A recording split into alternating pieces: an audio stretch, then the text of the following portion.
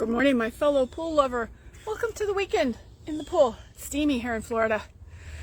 My name's Christa Fairbrother, and if we haven't worked together before, I'm an aqua yoga coach and trainer, and I'm joining you today to talk about a personal practice.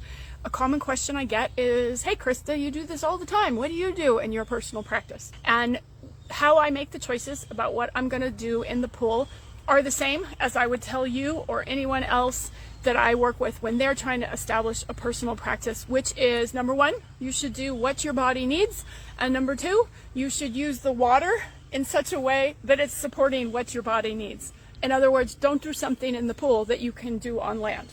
Not a good use of your time, right? So what does that look like for somebody like me? I'm pretty open that I live with multiple forms of arthritis.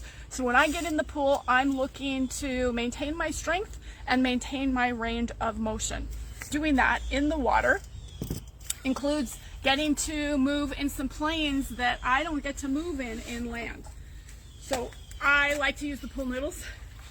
They offer a lot of support. If I'm going to cross them behind my back, I've made an X back there. They're supporting me along the whole length of my arms, so I can step forward with one foot and then the other. I've got my heels on the pool floor with all 10 toes pointing up towards the sky, and I'm leaning back in a 45-degree angle. I'm going to turn to the side so you can see that a little better. So obviously I can't really do this on land, right?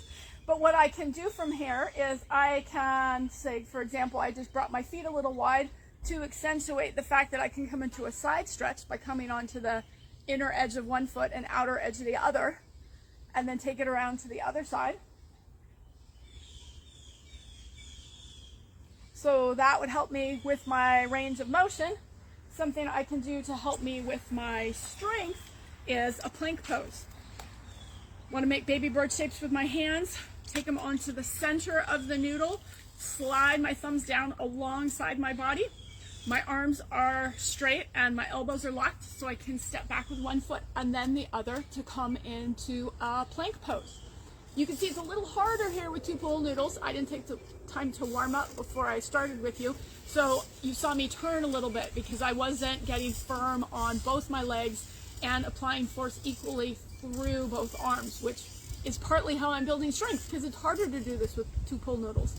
But I can bring it up into a little floating chair, shoot it forward into a reverse plank. Takes a lot of core engagement to do that. Inhale, bring it back up. Exhale, send it back into regular plank. So I'm going to do this from the side so you can see it a little better there too. And I'm going fairly nice and slow so I can both concentrate and have a conversation at the same time. But you can do this at any speed. So when you take it a little faster, it's a little less strength, a little more cardio. I tend to do it fairly slow and emphasize the strength. And when you're ready to come up, you ground your feet, bring it back up to center.